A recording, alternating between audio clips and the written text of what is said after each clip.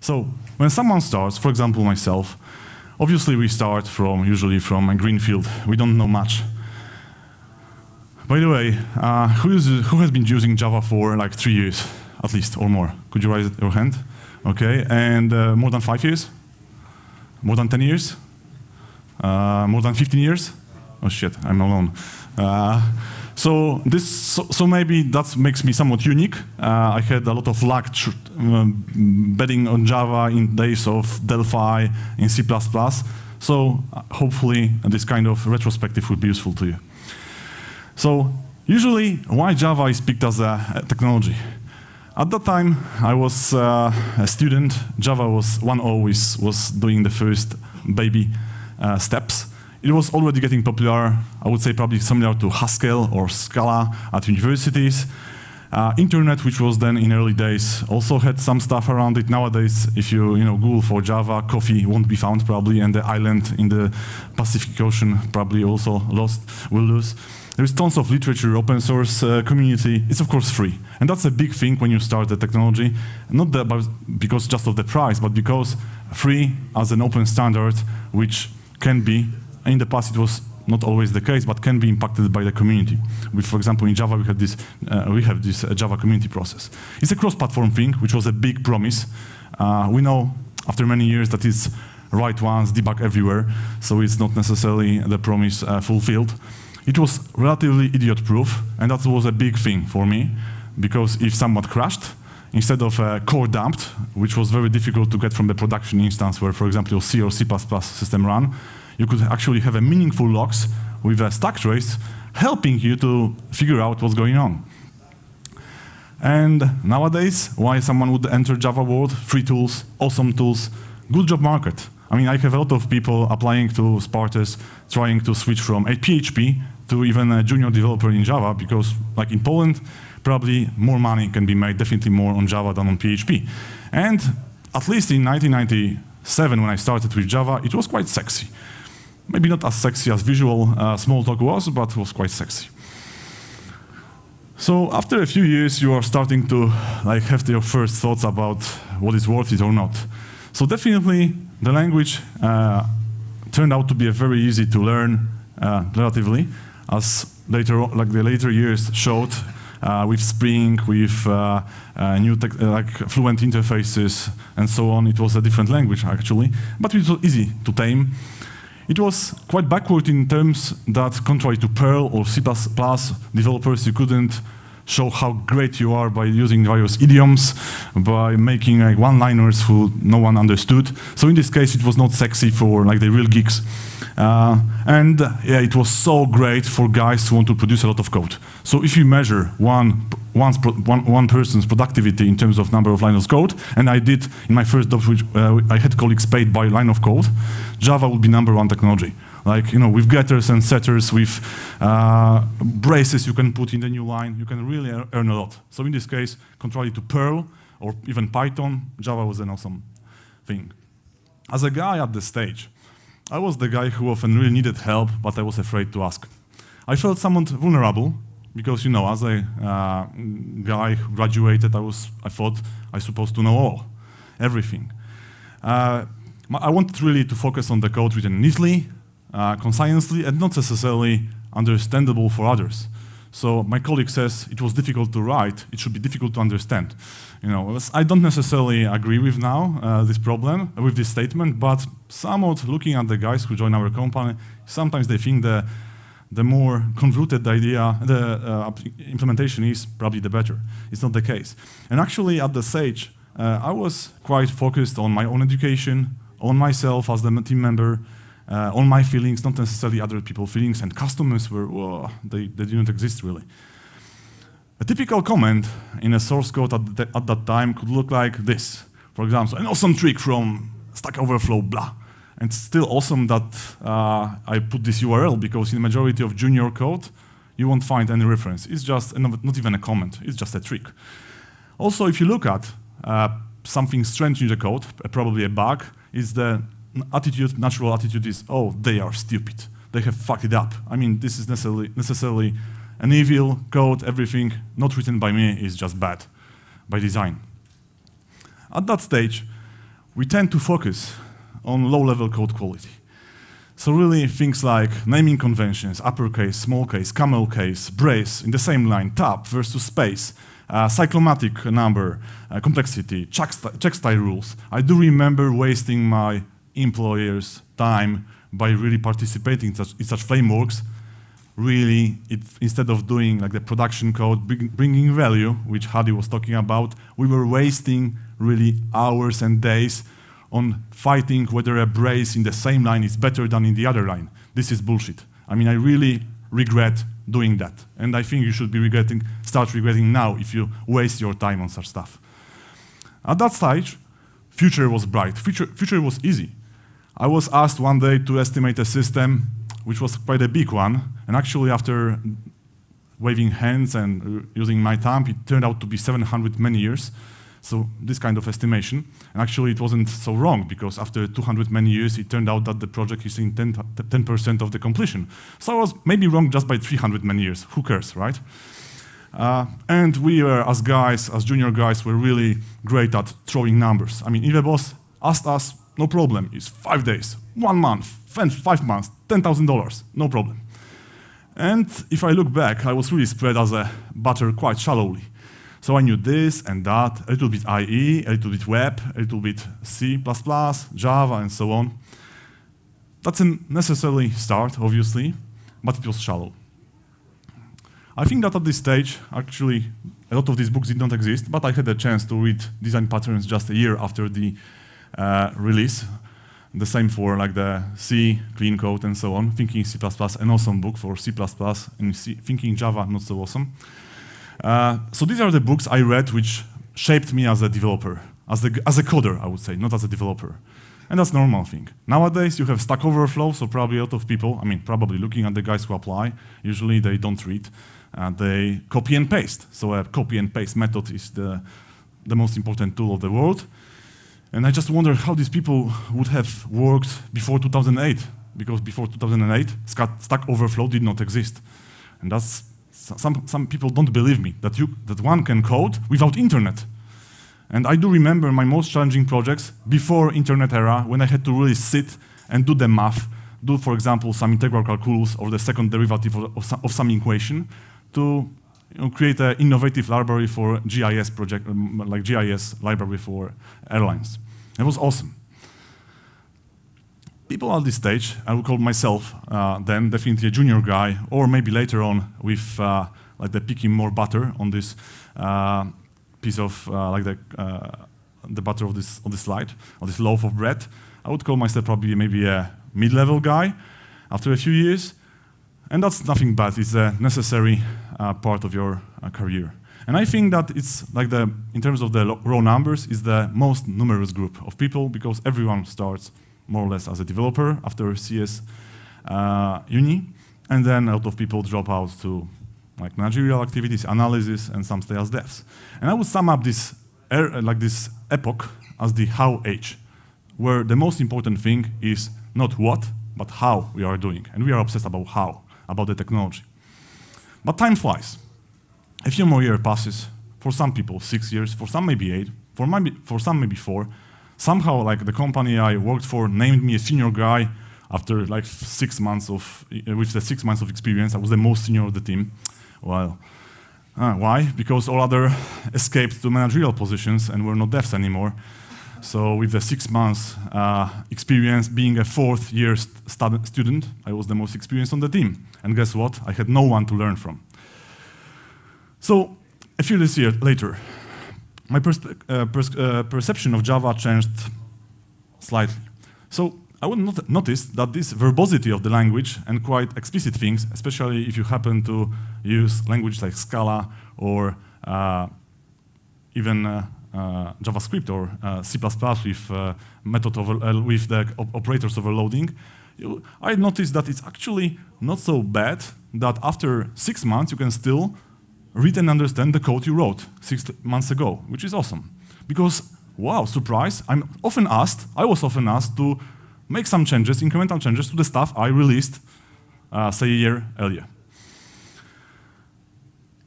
So actually the language and the platform supports by default write once and read many times paradigm, which I think was the problem of Perl, the major problem of Perl. Perl was awesome, but it was against this paradigm, write once, read many times. It was write once, never read, because you will rewrite it anyway.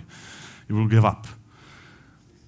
And also, at that stage, I really understood that it's not about writing the code, but it's about reading and maintaining the code. Because if we had a system of, say, a few million lines of code maintained, and probably I wrote 200,000 in a few years, and I read probably 5 million lines several times each. So language really supported this. I didn't need to really think how this, what is happening in this code. I really didn't need to use some awesome tricks and tools to help me really figure out in the runtime how it's called. Like in JavaScript, when you want to understand what's there, and you have an event bus, basically better rewrite your system. Often it's the case. Like you don't know. It's some event is called, you don't know from what. It's from going from some event bus, asynchronous way. You don't know the color, so you're somewhat lost. And backward compatibility is something at that time, and Hadi was also referring to it, not bad after all. Like I was initially quite dissatisfied by the fact that Java had this old stuff like from 1.0, like thread destroy. All the time there, or other stuff like ugly collections before Java util collections was there. And I was, as a junior guy, I was really saying, oh, this shitty son, they should have removed it. And then, after migrating a lot of stuff from, say, initially Java 1.1 to 1.2, 1.3, and 4, and in Jira team, where we are working on Jira for a few years right now together with Atlassian. So Jira, while I was on Jira team, migrated quite painlessly from Jira 1.4 to 1.5, to 1.6, to 1.7, and to 1.8.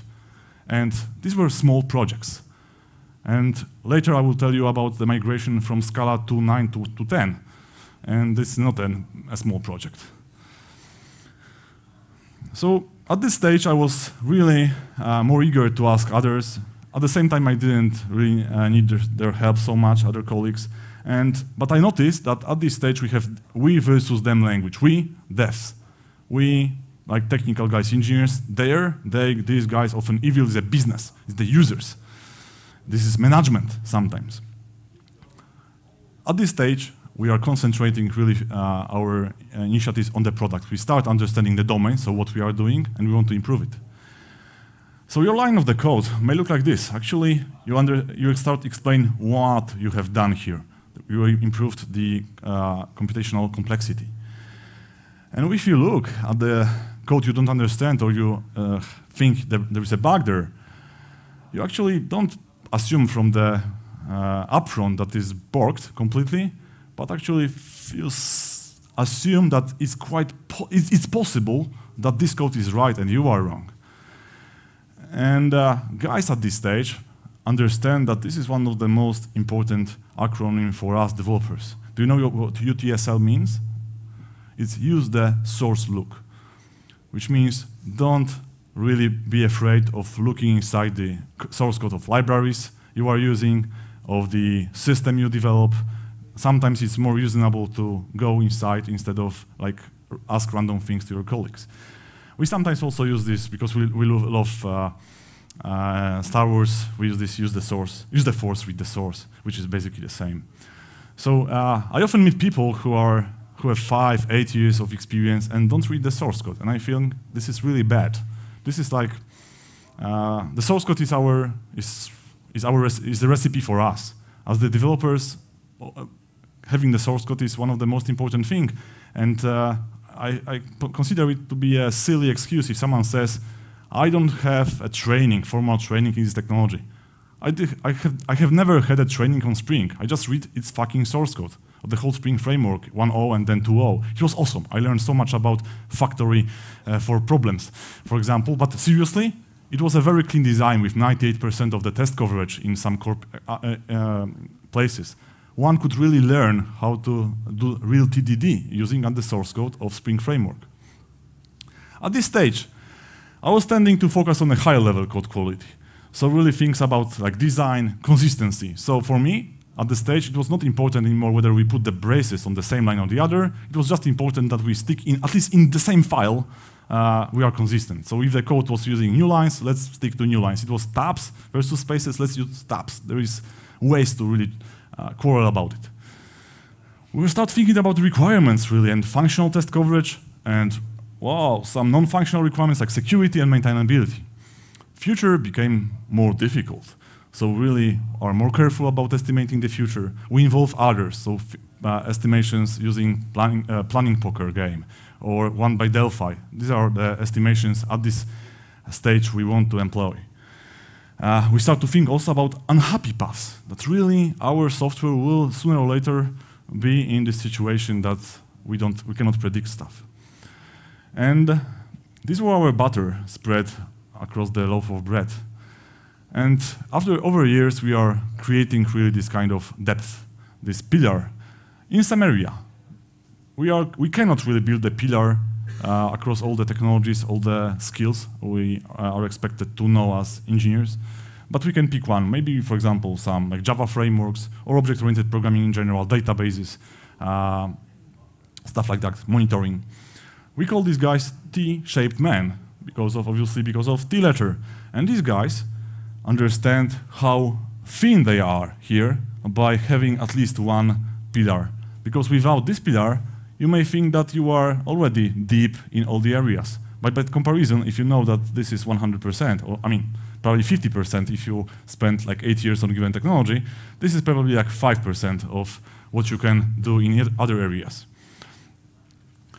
Books, for me, at this stage, were more about processes, were about also like the behaviors, like Clean Coder, and also a book from Bob Martin.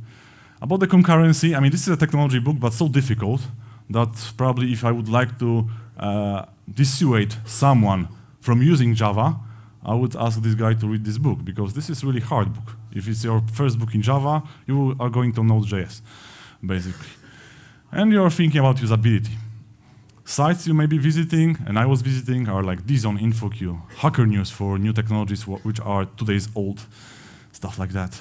And I call such people really seniors, who are like demonstrating this behavior.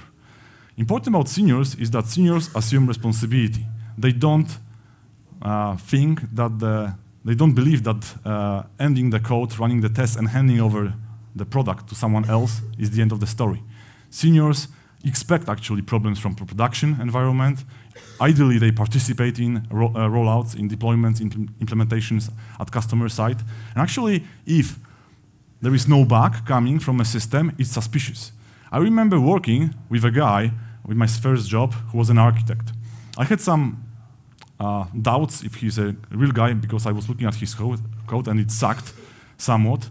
But I mean, I was a positive, open guy. And one day, like, he was really proud that a big project he finished was shipped to a big airline, and no bugs were reported. And I mean, it was like the big ego booster for him, because like, wow, I create a code, like the thousands of lines of the code in C++, which has no bugs. I'm awesome.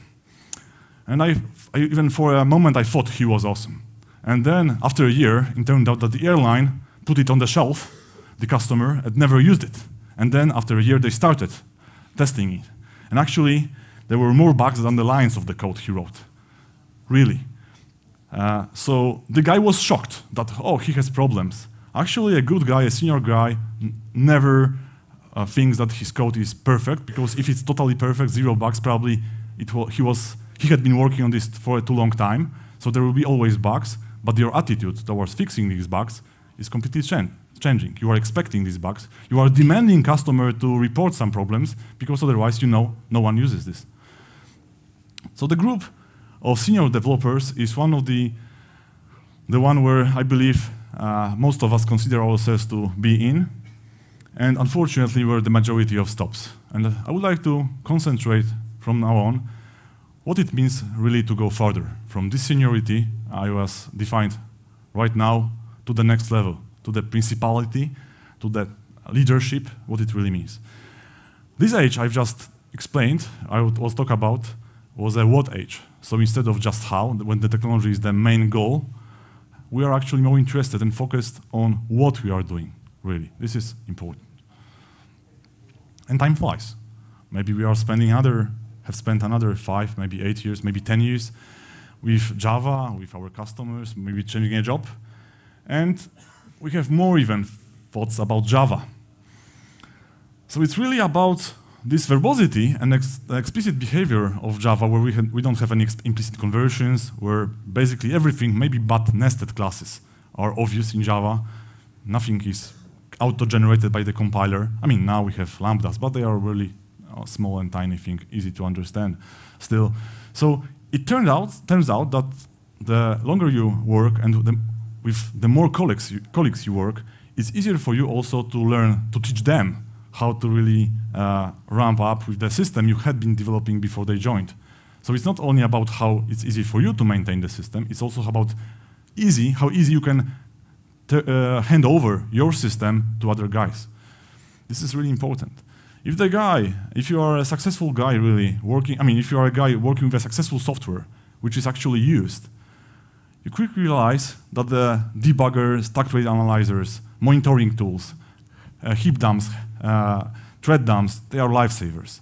If you really compare the experience of Java in the production environment versus other tools, and I had experience with C++, with C, with 4GL libraries, with JavaScript as well, and Scala. Wow, well, Java is the best, definitely. And backward compatibility is a real killer, really. Even migration to 1.8 is not that bad, after all. Let me show you a story about the Scala migration we initially had.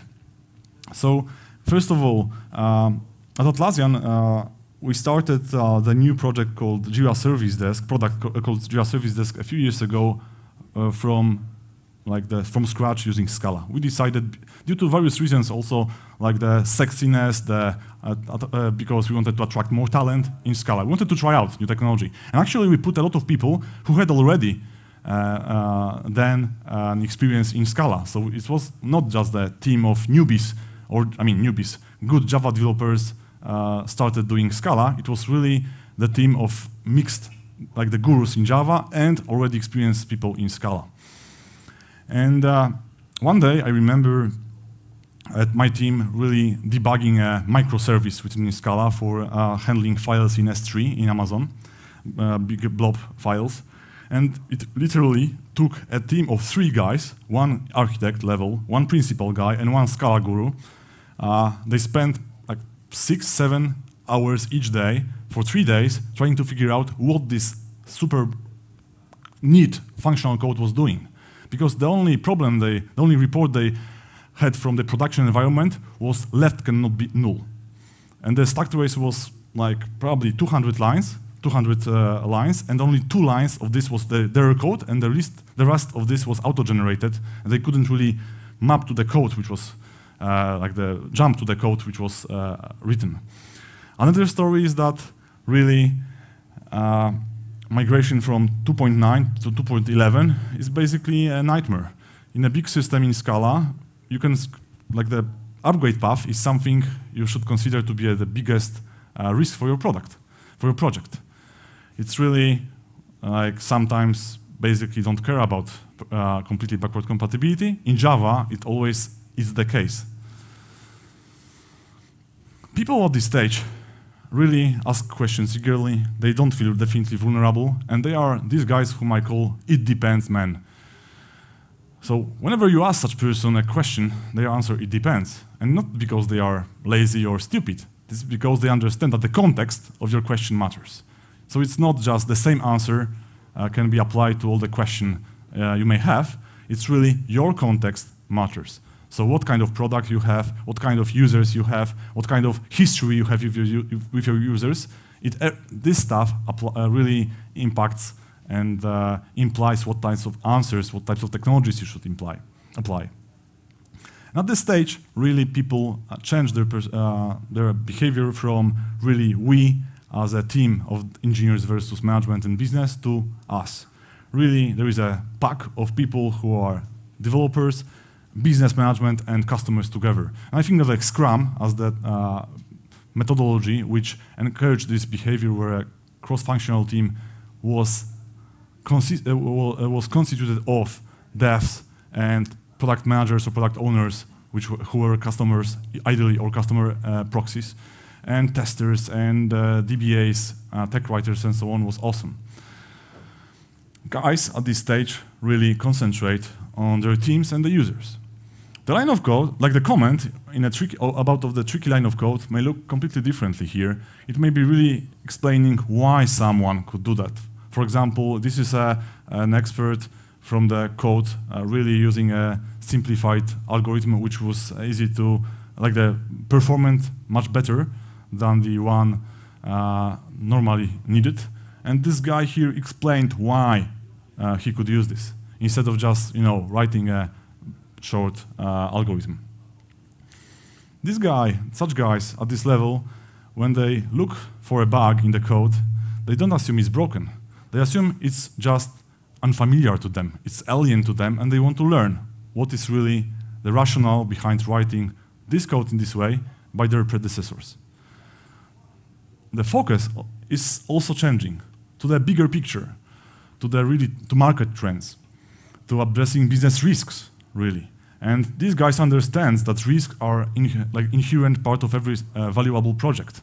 Some people say that the project without risks doesn't make sense at all, really, because addressing the risk is the main value of the project. Because if the project has no risk, it probably means that you are wasting money on something you should have bought otherwise, right? Only if you have risks and you address them eagerly and quickly, that's the value. They understand things like, as a junior, I never thought about, like, for example, user adoption.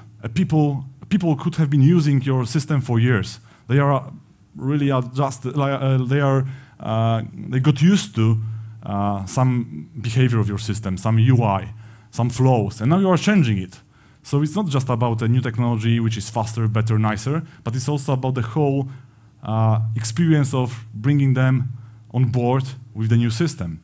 It's about upgrades, downgrades, migrations, things which unfortunately suck. They are not interesting, but 90% of our jobs are there. If you look at the job market, integration, upgrades, implementations at customer sites is 90% of money, really. Not about writing a new code from scratch. These guys constantly learn. And they constantly learn by applying feedback loops wherever possible.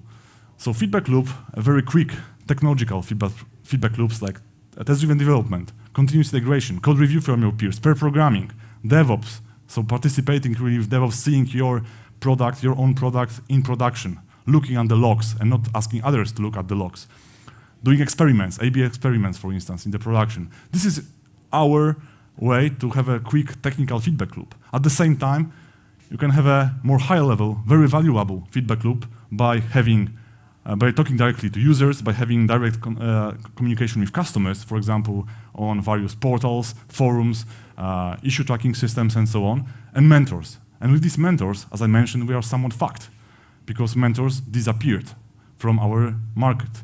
I mean, the question I asked here, who used Java 15 years ago, and no one picked up their hand, means that probably these guys who used are now maybe at banks, some big bosses. So we are alone here, and that's sad. These guys, at this level of experience and understanding, understand that being a yes man for everything, saying yes to everything other people say, your customers, your team members, is not being a great team member. It's actually doing a bad service to your team by agreeing blindly for everything, for any initiative. At the same, it's not about being a naysayer who says no to every initiative. It's about a guy who actually, when asked about something, try to weigh pros and cons and force you to justify why you are doing it. Why do you want to change this technology to that? Have you ever done a proof of concept? Have you considered who would be maintaining it, for instance? So the ability to saying no, but no always supported by arguments and ideally by the options. It's not about, no, we are not going to do that. It's better to say, I'm skeptical. Should we think maybe also about option B and C, contrary to just this option A you are providing, is for me the sign of true professionalism. And I think that like Bob Martin also preaches that approach in his books, like King Coder, so I'm not the only one who thinks so. About the future, people who are at this stage of the experience and maturity are very, very reluctant about providing estimations up front. They don't have problems in providing, like, in promising that after a couple of iterations, they will try to provide some better estimate. But this is always with some probabilities, with some ranges, and over time it narrows down to some number. But if you basically meet some person who throws from their head, say, 5 years, 5 man years for a non-trivial system, it's not the sign of maturity. These guys understand what Niels Bohr said, that production is very difficult, especially about the future. And if you think about it, this is obviously a funny quote, but this is true. Really, predicting is very difficult. Even if you want to predict, like estimate what you have done already. Like, for example, ask yourself a question.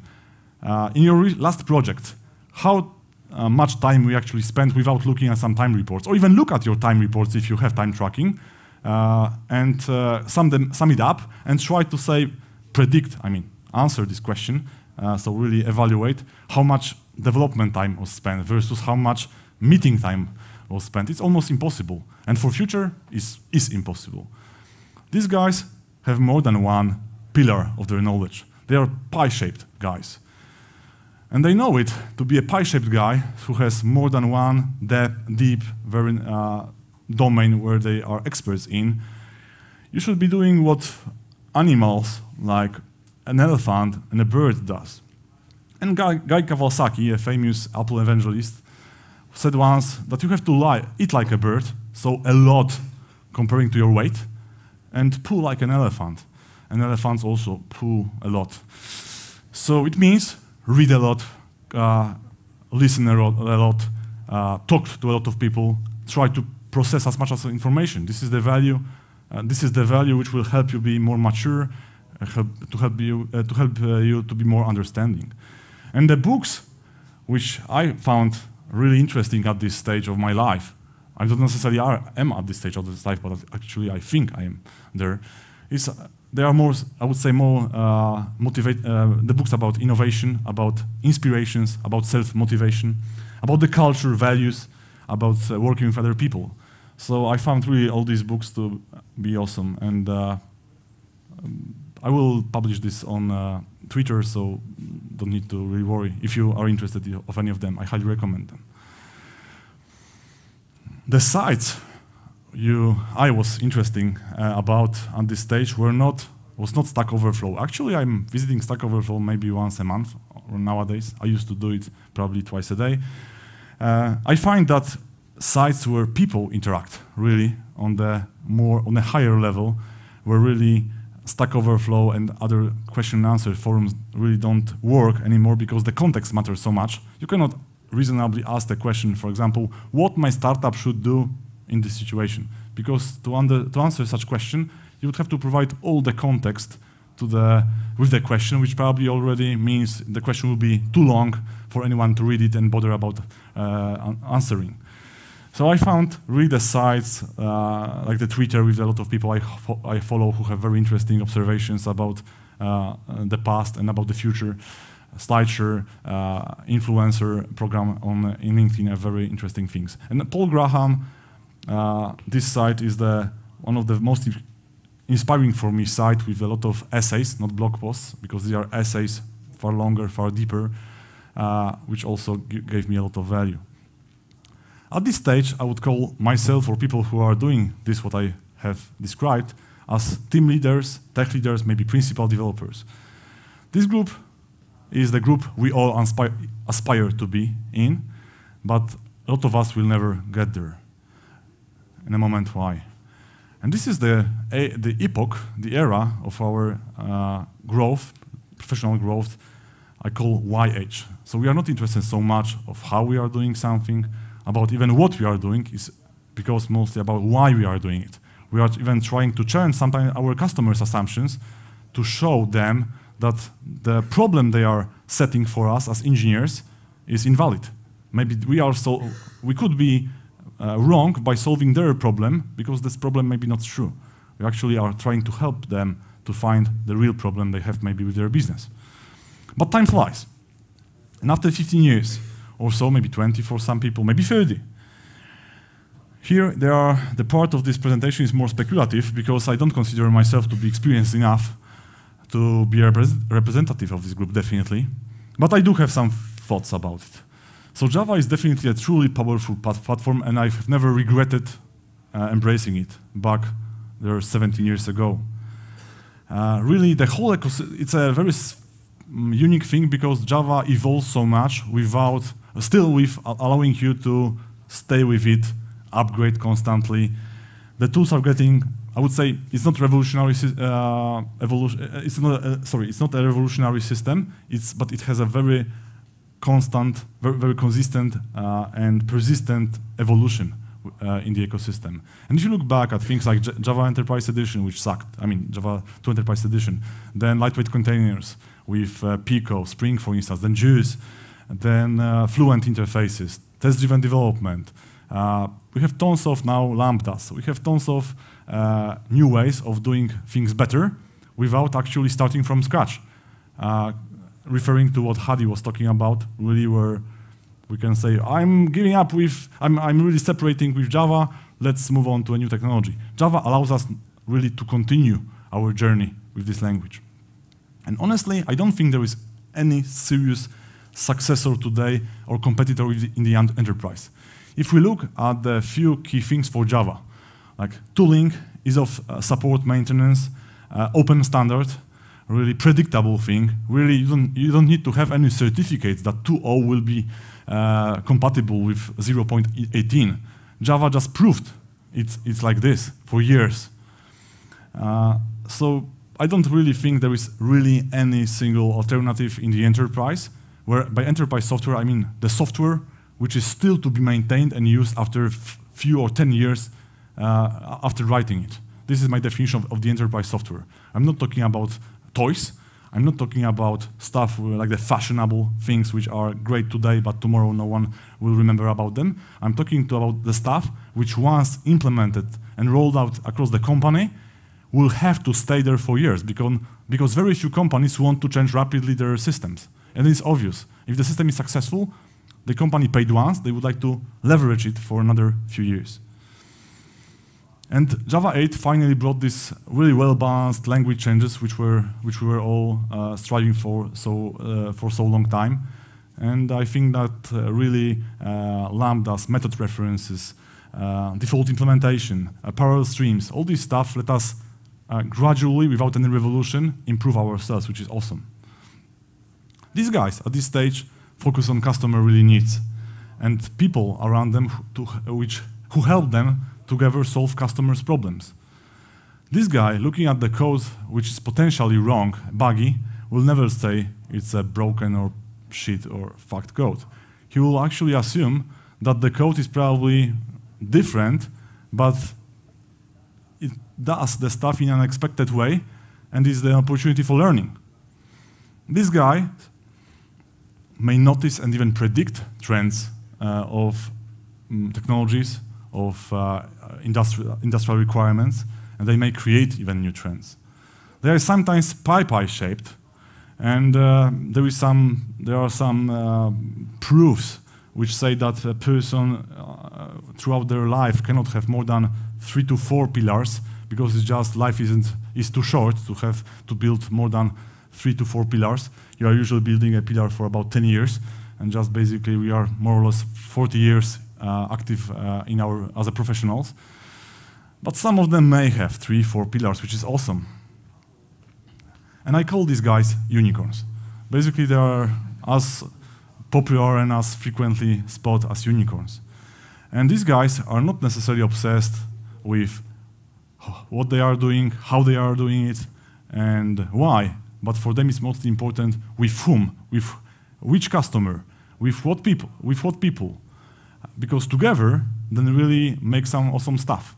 Like when HP, the company now maybe not very sexy, but back to the Second World War time when the company was created, HP was created by a bunch of colleagues who had no clue what they would be doing, but they just knew that they really respect each other. They were all really stellar students, and they said, let's create a company. We would figure out what we will be doing together, and they did. They figured it out. because they were like the people mattered there.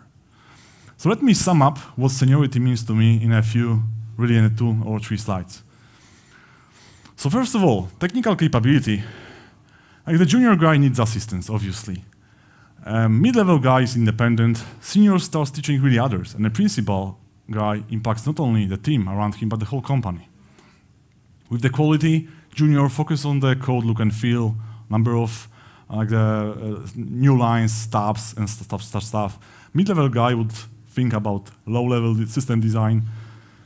Senior guy about maintainability, extensibility of the architecture, and principal about really usability and extensibility of the whole system as something which can solve more problems the customer have. In terms of the focus shifts from technology via product and problem into really the customer, true customer needs, so helping the customer to define the right problem.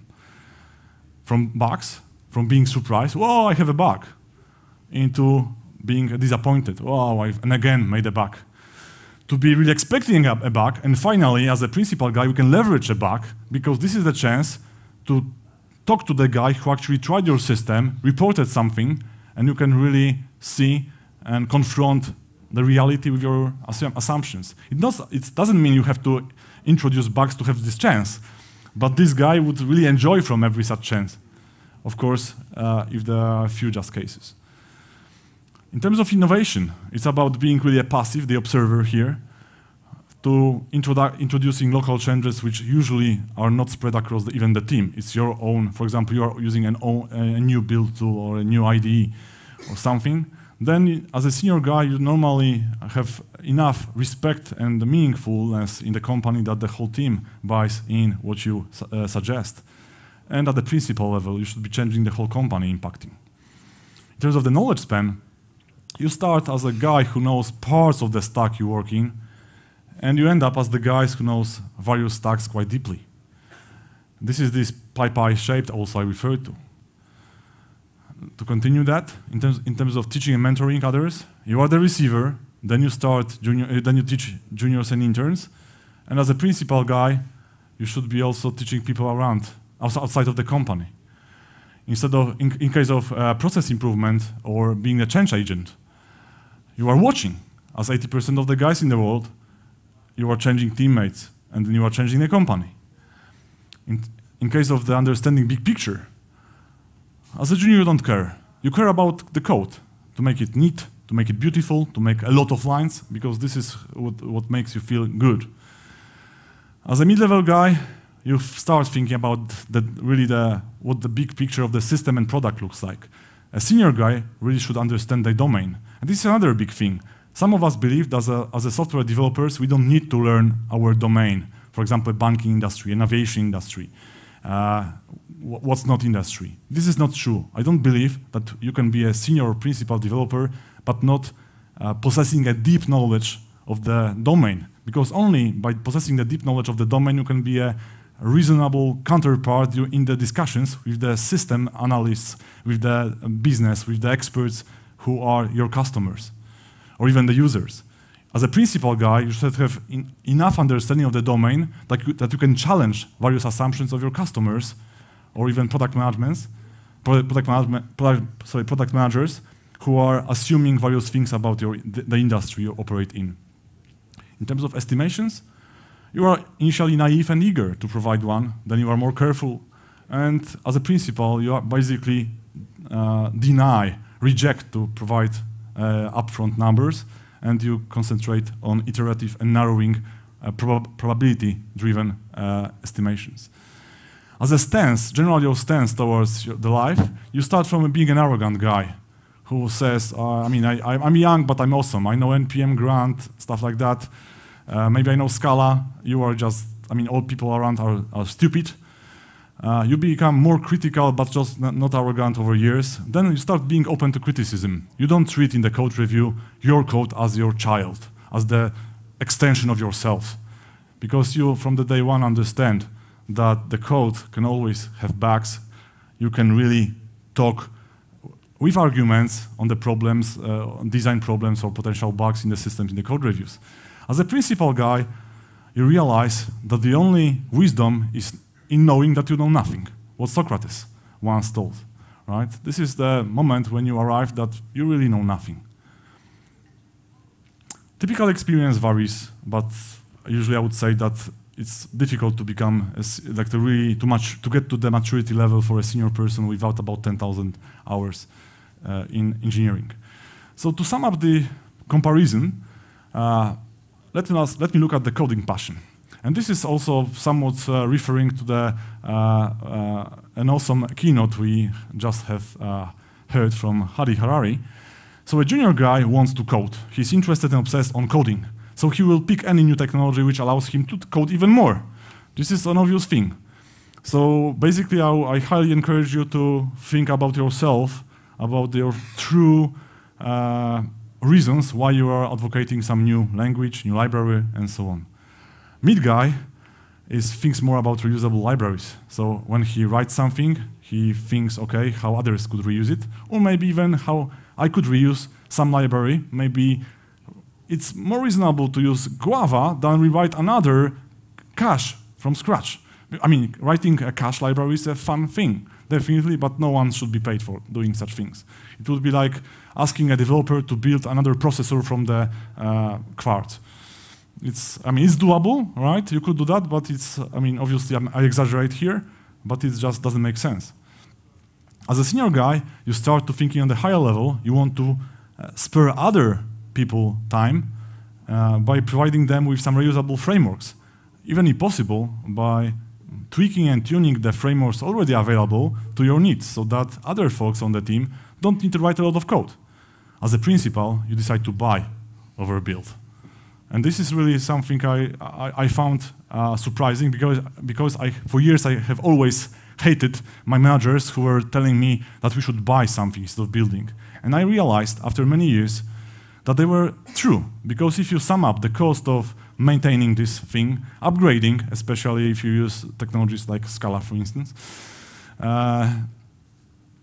learning, teaching others, finding guys really interested in maintaining such stuff, really often, by default, you will find that buying a ready solution with as few modifications as possible is the cheapest solution. Even if you are to pay 10 times more initially, it's still cheaper. And also you will find that the number of lines of code one generates over time gets smaller and smaller. So as a junior, you produce tons of the code. As a principal guy, you produce hardly any code, and that's okay. So let me share with you a few closing thoughts. So I told you that it's very difficult to have now colleagues who could mentor us, who could be happy with being 30, 40 years in development, and some of us doubt whether it's really possible to be happy as a developer after 20, 30, 40 years.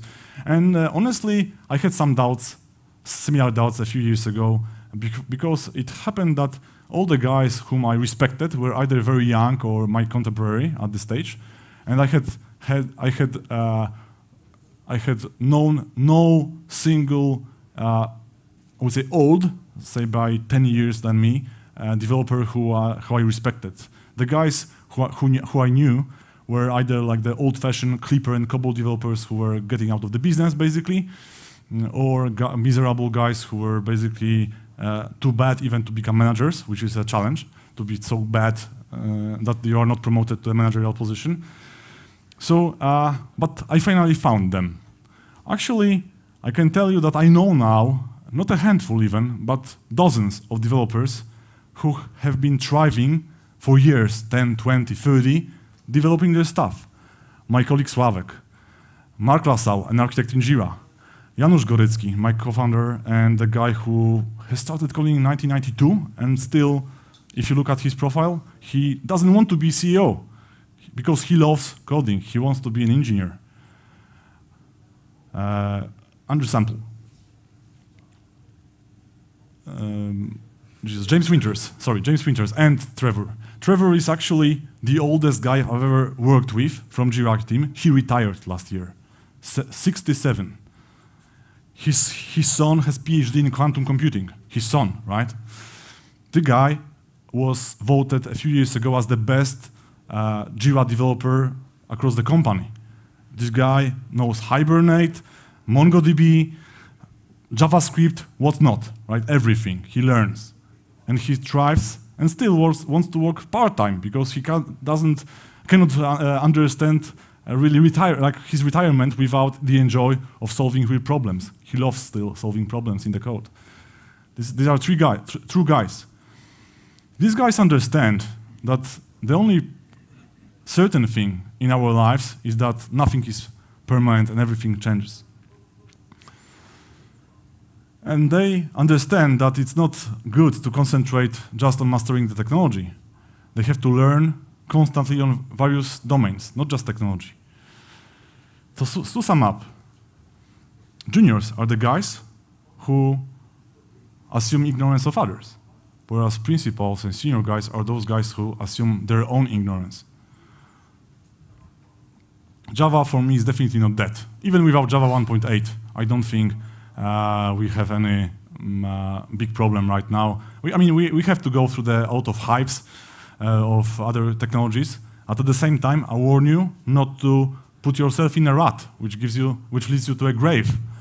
Knowing just one technology is like having a hammer and trying to do everything with a hammer, including digging a hole, including fitting the screw somewhere. So we have to have more tools than just one platform to be smarter. And I think that after 32 years of coding, I still know nothing, which is sad, but at the same time, Socrates wasn't a bad guy, and I arrived to the same conclusion, which is not bad after all. I also understand that if you look at this water here and the island, which is visible on top of the water, we often think that our profession of the engineers, software engineers, is about technical skills. And I painfully realized, and really painfully, because I remember my quarrels with the first team lead, my first boss of my boss, that the much bigger thing is underneath the water, which is generally communication skills. As engineers, we are the guys who solve real people problems. We are not doing it for robots. We are not doing it for aliens. We are not doing it for bacteria. We are doing it for other real people who have some problems and are paying us to solve their problems. And I found that even sometimes awesome minds of awesome people who don't want to communicate or who cannot communicate mean a failure as a result.